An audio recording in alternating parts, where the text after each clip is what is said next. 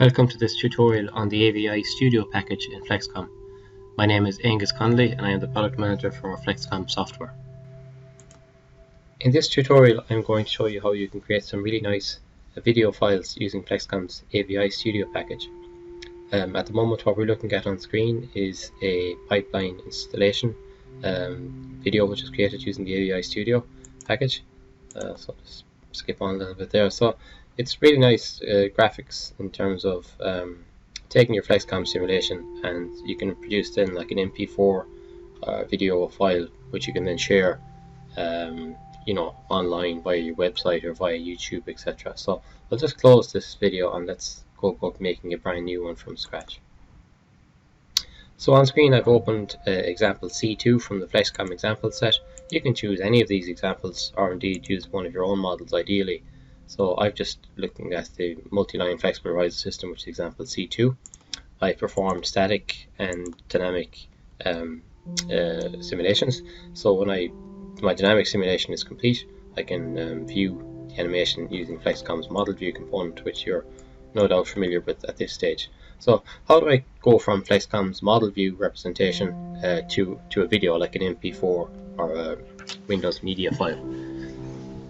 I'll just stop that there. So go to Tools, Post-Processing, and launch the AVI Studio package from there. So that's what I'm going to do now. This opens up the AVI Studio package, which has got a couple of different windows on it, and I'll explain these in series now as we go through it. So the first thing I'm going to do is I'm going to make a new project. So File, New. I may as well just save that somewhere as well, just in case we lose our work. I'll just call it test here in my documents. You can put it somewhere more sensible. The first step is to add a database file. So the database file really is for me it's the motion database file from my my dynamic time domain simulation of the C2, the flexible riser system. So I'm going to this is stored for me, it's in C documents wood Flexcom 8.10.2, which is the version I'm using. Example projects, I'm going to C2 and add the dynamic.dbm file. There are a couple of other dbm files here, but I'm interested in the dynamic file because this one will allow me to showcase the motions of the structure in a video. As soon as that just takes a moment to load into the AVI Studio package. So it's once this database file is loaded, I can now double click on it, and this opens a preview of the database file in this screen, which is effectively the very same as Flexcom's model view. I'll just change the background there to be daytime, which I kind of prefer. So I'll just resize my screen a little bit, and once we have the database loaded, the next thing for us to do is to create a series of views, camera positions.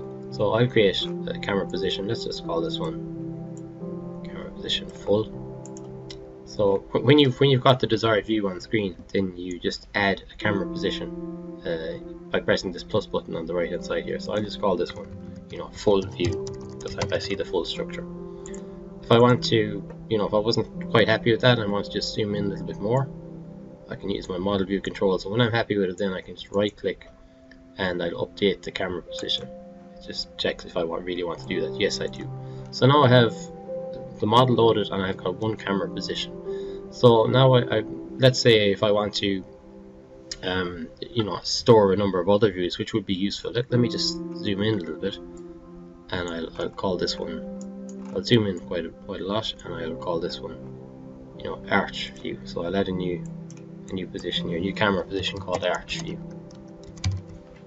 So now I have a full view and I have an arch view. So if I double click on full view, it takes me back to the full view. If I double click on the arch view, it takes me that zoomed in.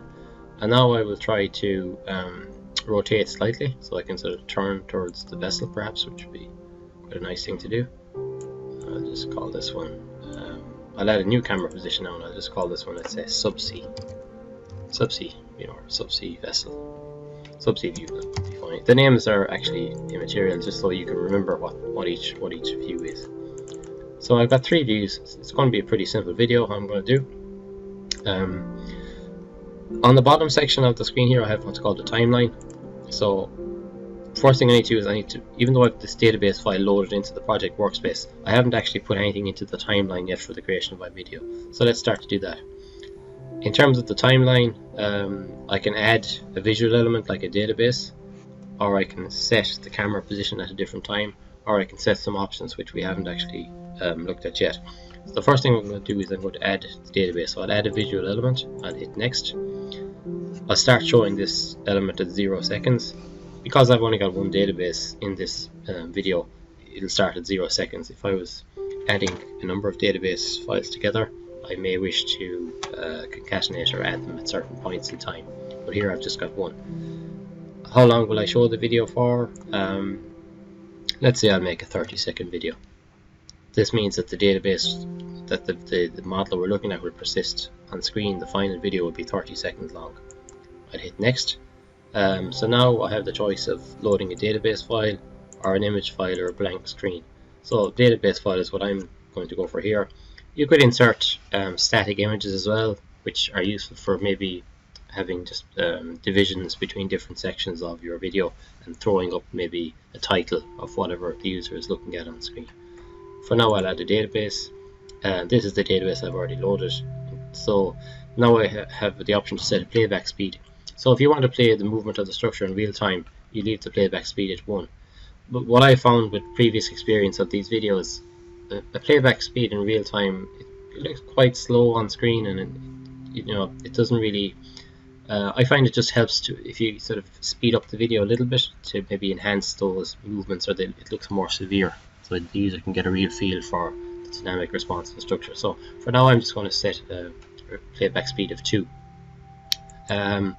I'm going to start the playback at about 12 seconds into the DBM or the database file. The reason I'm doing that is because it's a regular wave analysis and I'm ramping up the wave loads over one period, and the period happens to be 12 seconds in this regular wave case. So when I start the video, I want it to start with the wave on fully and not starting from a still water surface. So I hit the finish button, and then you can see that this database has now appeared in my timeline. It starts at 0 seconds and goes to 30 seconds. Once I have the database in the timeline, I can start adding some camera positions. So I'm going down to the timeline, I'm pressing the add button. I'm not going to add the database now because that's already there. So what I'm going to do now is I'm going to set a camera position, and I'm going to set the full view at 0 seconds.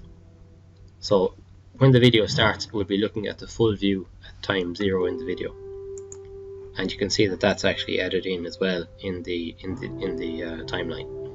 Now I would like the camera. I'm going to put in some more camera positions, so I'd like it to remain at full view for, let's say, 2 seconds. So when the video plays through, we'll just see full view for 2 seconds before we start to move the camera in. So I full view, and it's going to sit there for 2 seconds, and then let's say over the next 2 seconds I want to move from full view into the arch view.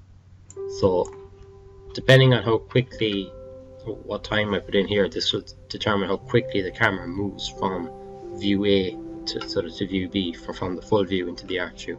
And let's say I'll do that over a period of 2 seconds. So at time 0 it will look like this, at time 2 it will still look like that, and then at time 4 it'll move into the arch view. So let me just double check my timeline. I think I didn't actually complete that process there. So I want to set the arch view at 4 seconds and then hit finish. Okay, so I've got full view, and the arch view.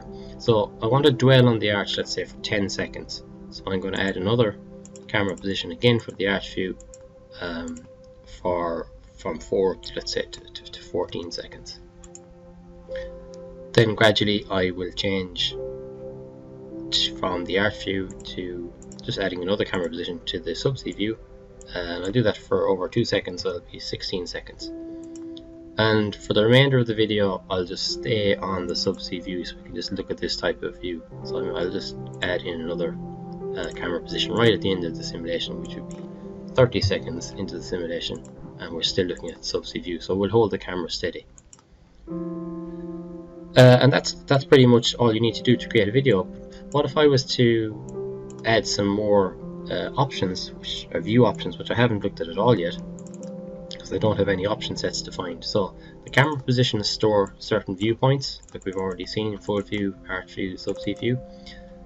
But let's say I wanted to play around with some more options in this Flexcom model view. Let's say, for example, that if I want to look at effective tension or something in the model, I could easily do that as well. Let me just check what might be sensible values of effective axial force. Or let's just look at something simpler here for the moment. Let's just I'll manually set the axial force to be a certain value, and let's see how that goes. So ideally I want some red and some blue. So let me just. So that looks like quite a nice distribution of axial force in terms of color contouring. So I'm setting the minimum 0 and the maximum as 1e to the 5, and so it's 100 kilonewton. 100 kilonewtons. So now what I'm going to do is I'm going to store this as an option set. So I'll add this here and I'll store this as, let's say, axial force. So this is what I'm going to display on screen, and this is my display option. Now, what I should also have done before I changed anything is just to have a default view, so I'm really going to set another one of those now as well. So I'm just going to go back to the standard coloring and I'm going to add that as an option set. So the option set will be standard. So if I double click on axial force, it shows me the axial force on screen. If I double click on standard, it takes away and just uses the default coloring. So I'm going to add these two option sets into the timeline as well. So press the add button to the timeline, and I'm going to set some options for the database view. I'm going to use the standard coloring scheme at time 0 seconds, and let's just say at time, let's say I'll just pick something, let's say 20 seconds, where I will just turn on the coloring for axial force. So I'll set that at 20 seconds. Okay, so at this stage we're pretty much ready. I'll just save my project workspace just in case I lose anything. And at this stage we're ready to actually build the video file. It actually makes an AVI file which we can subsequently transform to MP4 or anything we need to. So I'll just generate the AVI file. So I'll just put it into my documents again because I'm just a little bit lazy, but you can put it somewhere more meaningful and you can give it a more meaningful name. So I'm just going to call it test.avi in my own video file, in my own documents folder. Next thing you have to choose the video size. Normally I choose a high resolution in widescreen, so I go for the option furthest to the right, so it's the highest resolution in the widescreen format.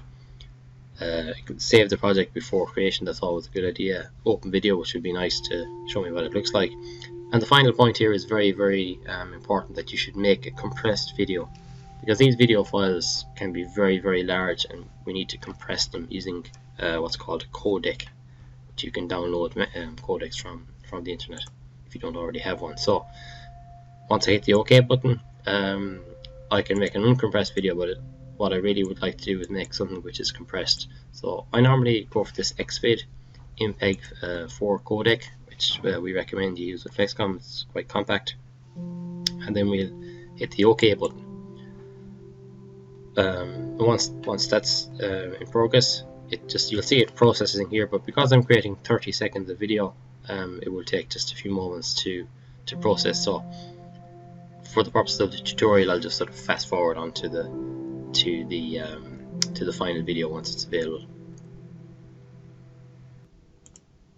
So we're now looking at the finished product, which is the video which we've just created.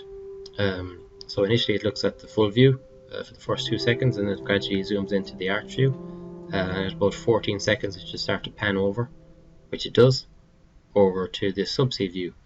And then after a few more seconds we'll turn on the axial force distributions. We color code the model using stress contouring rather than the default coloring scheme. So that's a very, very simple video, but you can make videos as detailed as you wish. You can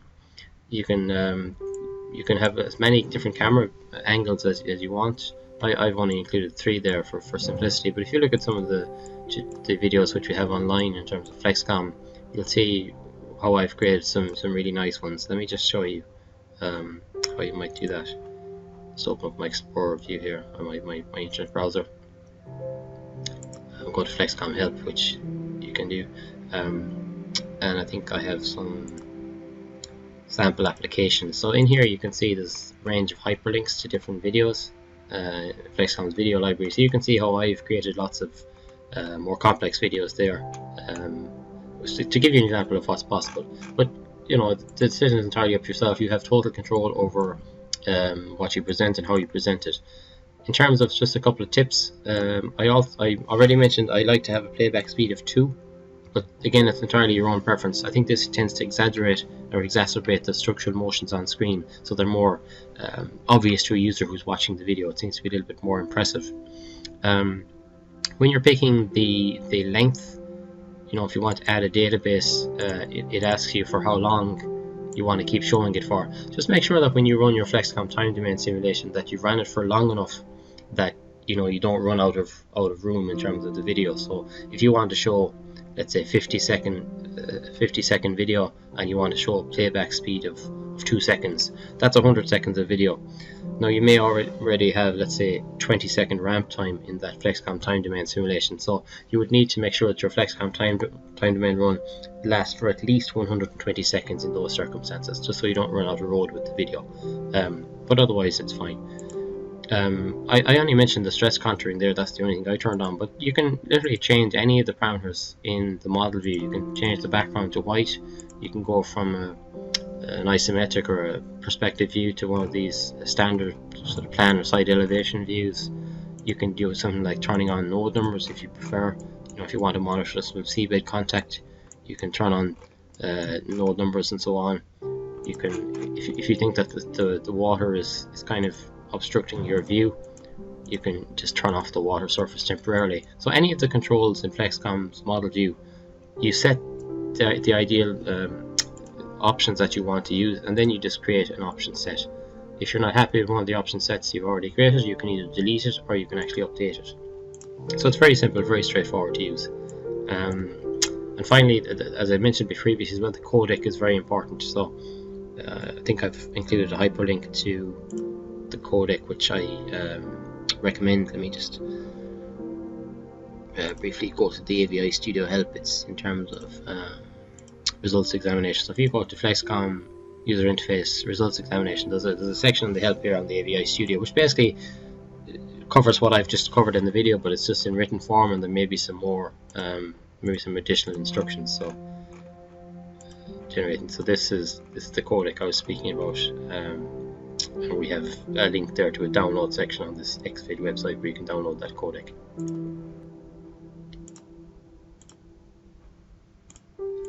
So just one final point I'd like to mention. The video which I created there for you, the MP4, looks very much like Flexcom's model view. So it's reasonably impressive. It's got all the detail you require. But if you wanted something more detailed, more enhanced graphics or almost sort of photorealistic images, you could actually just pause that for a moment. You could take a look at this Unity plugin section in Flexcom. I won't go into too much detail here, except to mention that Unity is I have a separate tutorial on the Unity plugin, but just to briefly explain what it is, Unity is a third-party software package which is essentially a gaming engine used by video game developers to create very high-resolution graphical content.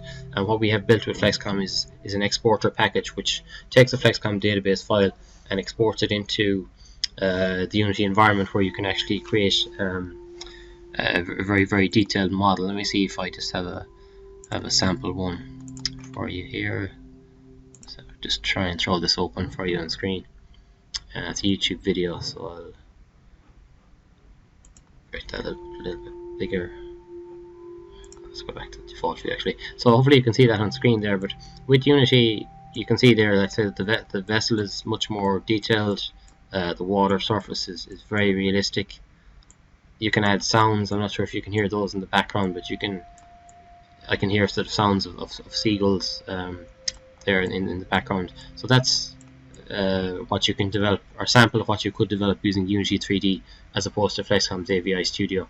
If you're interested in further information on that, follow the sections in the help, or indeed look through the tutorial series for the dedicated tutorial on Unity 3D.